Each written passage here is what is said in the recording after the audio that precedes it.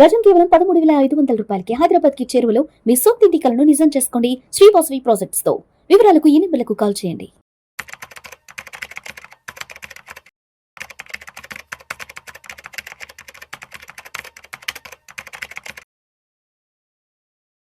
గిరిబాబు గారు నమస్తే సార్. నమస్తే అండి. Yes, welcome to Vishnu talks. Thank you.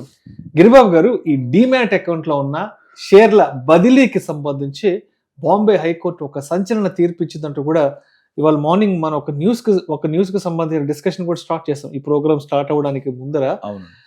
So ఏంటి అసలు డిమాట్ అకౌంట్ లో ఉన్న షేర్లకు సంబంధించి బాంబే హైకోర్టు ఇచ్చిన సంచలన తీర్పు ఏంటి, అసలు అక్కడ ఉన్న నేపథ్యం ఏంటి అసలు? యాక్చువల్గా కేసు ఏంటంటే this is exactly similar case like Karvy. Car అప్పుడెప్పుడో ఒక డెకేడ్ ముందు ఇది జరిగింది కదా, 2020కి ముందు జరిగిన పని జరిగిన వల్ల కోవిడ్ తర్వాత చాలా ఇబ్బందులు పడి వాళ్ళు ఏమైతే చేశారో దాని తర్వాత తదనంతరం 2021-2022లో కార్వి అనే సంస్థ మూతపడడానికి దారితీసింది వాళ్ళు చేసిన పని. ఆల్మోస్ట్ సిమిలర్ అలాంటి పనే బీఆర్హెచ్ వెల్త్ అని చెప్పేసి ఒక company, Bombay based demat account company. వాళ్ళ దగ్గర మామూలుగా కస్టమర్స్ డిమాట్ అకౌంట్ ఓపెన్ చేసేవాళ్ళు. అలా ఒక కపుల్ డిమాట్ అకౌంట్ ఓపెన్ చేసి 86 లక్షల విలువైన షేర్లు పెట్టుకున్నారు వాళ్ళ డిమాట్ అకౌంట్. అయితే వాళ్ళు ఏం చేశారంటే, కంపెనీ ఏం చేసిందంటే కస్టమర్స్ ప్రమేయం లేకుండా 9,493 మంది అంతమంది యొక్క షేర్లు వాళ్ళ డిపిలో ఏవైతే ఉన్నాయో వాటన్నిటిని హెచ్డిఎఫ్సి బ్యాంకుకు తనఖా పెట్టి లోన్ తీసుకుంది. లోన్ తీసుకున్న డబ్బుల్ని తిరిగి హెచ్డిఎఫ్సి బ్యాంక్ కట్టకపోవడం వల్ల ఈ తనఖా పెట్టిన షేర్లన్నీ అమ్మేయడం జరిగింది. సేమ్ ఎగ్జాక్ట్లీ కార్వి స్టోరీని ఇది కూడా. అయితే ఈ కపుల్ ఏం చేశారంటే, పాపం వాళ్ళ ఆమె హస్బెండ్ చనిపోయారు, ఆమె దగ్గర ఉన్న డబ్బులు అవే. ఆ 86 lakhs నేను అమ్మేసుకొని వాటితో నేను నా బతుకు జీవించాలి, నా లైఫ్ కంటిన్యూ చేయాలని తీరాపోయి చూస్తే డిమాట్లో 86 lakhs వర్త్ ఆఫ్ షేర్లు లేవు. ఏమైందని అప్రోచ్ అవుతే ఎవ్వరూ సరైన సమాధానం చెప్పలేదు. ఆమె ఎక్కని గడపలేదు, తట్టని తలుపు లేదు. చివరకు ఎవరి దగ్గరికి వెళ్ళినా సరే ఫస్ట్ ఎన్ఎస్సి దగ్గరికి వెళ్ళి కలిసింది. ఎన్ఎస్సి వాళ్ళు ఏమన్నారంటే, ఇది ఎక్స్చేంజ్ ప్రమేయం లేకుండా ఆఫ్ మార్కెట్లో ట్రాన్స్ఫర్ అయినవి, ఆఫ్ మార్కెట్ ద్వారా మీ డిపి నుంచి బ్యాంకుకు ట్రాన్స్ఫర్ అయ్యాయి. ఆ బ్యాంక్ వాళ్ళకు తనఖా పెడితే ఎవరైతే తనఖా పెట్టారో మీ డిపి వెల్త్ వాళ్ళు రీపే చేయకపోవడం వల్ల వాళ్ళు అమ్మేసుకున్నారు. కనుక ఎన్ఎస్సి ప్రమేయం లేదు, ఎక్స్చేంజ్లో సేల్ అవ్వలేదు అని చెప్పేసి ఎన్ఎస్సి చేదులుపుకుంది. అక్కడ నుంచి డిపికి వెళ్ళారు. వీళ్ళ డిపి సిడిఎస్ఎల్ ఏం చెప్పింది, నేను కేవలం కస్టోడియన్ మాత్రమే, నా దగ్గర ఉన్న షేర్స్ నా దగ్గర నుంచి పోతే నేను బాధ్యత వహిస్తా, మా దగ్గర లేవు, మీ డిపిలో ఉన్న షేర్స్ అన్నీ కూడా మీ డిమాట్ అకౌంట్ వాళ్ళు తనఖా పెట్టేసుకుని అమ్మేసుకున్నారు, కనుక మాకు సంబంధాన్ని వాళ్ళు చేతులు చేశారు. అప్పుడు హైకోర్టు ఆ మొరాలకించి హైకోర్టు ఏం చేసిందంటే, లేదు ఇది ఎవరైతే డిపి హోల్డింగ్, డిమాట్ అకౌంట్ ఇవన్నీ సీక్వెన్స్గా ఒకళ్ళంతా కలిసి చేయాల్సిన ఒక సెక్యూర్డ్ వర్క్ ఇది. ఒక కస్టమరు తన డిమాట్ అకౌంట్ ఓపెన్ చేసేది ఒక డిపి దగ్గర, డిపిలో ఉన్న షేర్స్ అన్ని కస్టోడియన్ దగ్గర ఉంటాయి. కస్టోడియన్ ఎవరు? సిడిఎస్ఎల్. కనుక దీంట్లో అందరూ బాధ్యత వహించాల్సిందే అని చెప్పేసి సిడిఎస్ఎల్కి చెప్పింది. సిడిఎస్ఎల్ మళ్ళీ రివర్స్ కోర్టుకు వెళ్ళింది. కోర్టుకు వెళ్తే అప్పుడు కోర్టు సంచలన తీర్పు ఇచ్చింది. ఏమని చెప్పింది, ఇది సిడిఎస్ఎల్ నుంచి వెళ్ళిపోయినా సరే ఈ డిమాట్ అకౌంట్ ఎవరు ఓనరు? డిఆర్హెచ్ వెల్త్ వాళ్ళు. సో వాళ్ళ దగ్గర నుంచి తనఖా పెట్టి వెళ్ళిపోయింది కాబట్టి అందరూ బాధ్యత వహించాలి, కస్టమర్కి 86 lakhs వర్త్ ఆఫ్ షేర్స్ తిరిగి ఇచ్చేయాలి, అట్ ద సేమ్ టైం ఈ పీరియడ్కి 9% చొప్పున ఇంట్రెస్ట్ ఇవ్వాలని చెప్పేసి కోర్టు తీర్పు ఇచ్చింది. సో ఈ తీర్పు అనేది చాలా డిమాట్ అకౌంట్ హోల్డింగ్ కంపెనీస్కి చాలా చెంపపెట్టు లాంటిది. ఒక విధంగా చెప్పాలంటే, ఇప్పుడున్న ప్రజెంట్ సిచ్యుయేషన్, మీరు నార్మల్గా డిమాట్లో ఉన్న షేర్స్ డెలివరీ ఇవ్వాలన్నా, లేకపోతే దానికి ఎంటీఎఫ్లో ప్లెడ్జింగ్ చేయాలన్నా మనకు సెల్ఫ్గా ఓటీపీ వస్తుంది, మనం చేసుకుంటాం. అలా ఇదంతా సిస్టమ్స్ ఇప్పుడు వచ్చాయి. ఇదంతా సిస్టమ్స్ లేకముందు జరిగిన విషయాలు అనమాట ఇవన్నీ కూడా. ఒక 2-3 years బ్యాక్ జరిగింది అది. అంటే ఆల్మోస్ట్ కార్వి చేసే టైంలో జరిగింది ఇది కూడా. కాకపోతే కార్వి తొందరగా ఫస్ట్ బయటకు వచ్చింది. దాంతో కార్వి షేర్స్ అన్ని వేరే వాళ్ళకు బదిలీ చేసేసారు. కార్విని క్లీన్గా మొత్తం క్లోజ్ చేసేసి అందరు ఇన్వెస్టర్స్ యొక్క మన ఇది ఇంట్రెస్ట్ని కాపాడారు. ఎవరు? ఎన్ఎస్సి, సెబీ వీళ్ళందరూ ముందుకు వచ్చి.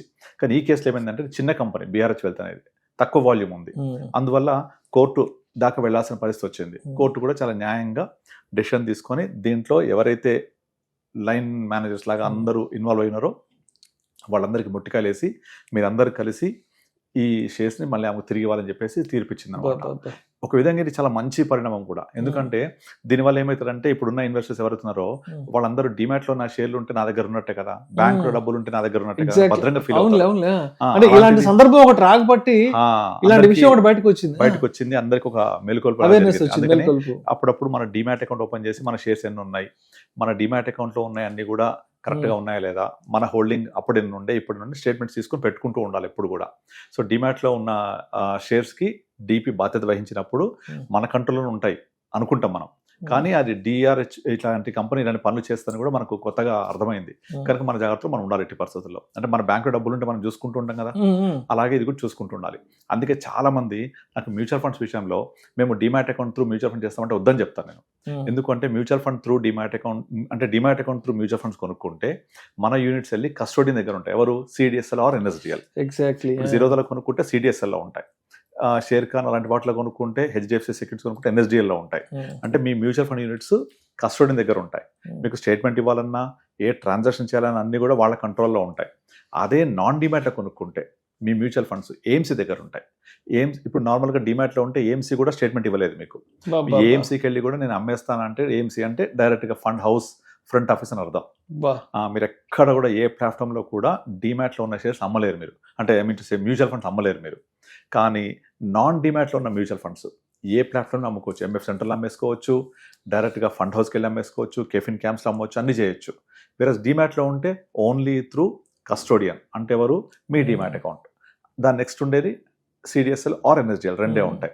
వాళ్ళ ద్వారా మాత్రమే అమ్మడానికి స్కోప్ ఉంటుంది. రేపు పొద్దున మీ demat account annual maintenance charges కట్టట్లేదు, మీ డిపి యాక్టివ్ లేదు, లేదా మీ డిమాట్ అకౌంటే యాక్టివ్ లేదు, మీరు యాక్టివ్గా లేదు మీ అకౌంట్, మీరు అమ్మలేరు. చాలా కష్టం, స్టేట్మెంట్ దొరకదు మీకు.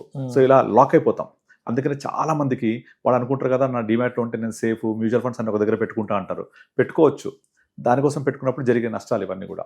అందుకనే మనము మ్యూచువల్ ఫండ్ యూనిట్స్ నాన్ డిమాట్లో కొనుక్కుంటే ఆటోమేటిక్గా మన యూనిట్స్ అన్ని ఫండ్ హౌస్లో ఉంటాయి. ఫండ్ హౌస్లో ఉంటే మనము ఎంఎఫ్ సెంటర్లో చూసుకోవచ్చు, కెఫిన్ యాప్లో చూసుకోవచ్చు, క్యాంప్స్ యాప్లో చూసుకోవచ్చు, డైరెక్ట్ ఫండ్ హౌస్ వెబ్సైట్లో చూడొచ్చు, ప్లస్ సెల్ కూడా చేసుకోవచ్చు. అన్ని విధాలుగా మన కంట్రోల్లో ఉంటాయి. అందుకనే డిమాట్లో ఉండడం వల్ల అంత సేఫ్ కాదని ఇలాంటి ఇన్సిడెంట్స్ మనకు తెలుస్తూ ఉంటాయి. బట్ హవెవర్ ఇలాంటి ఒకటి జరిగింది కదా అని మొత్తం వ్యవస్థనే మనం తప్పు పట్టకూడదు. ఈ mutual funds, demat accounts, shares అనేవి చాలా భద్రంగా ఉండే one of the best way of investments in financial markets.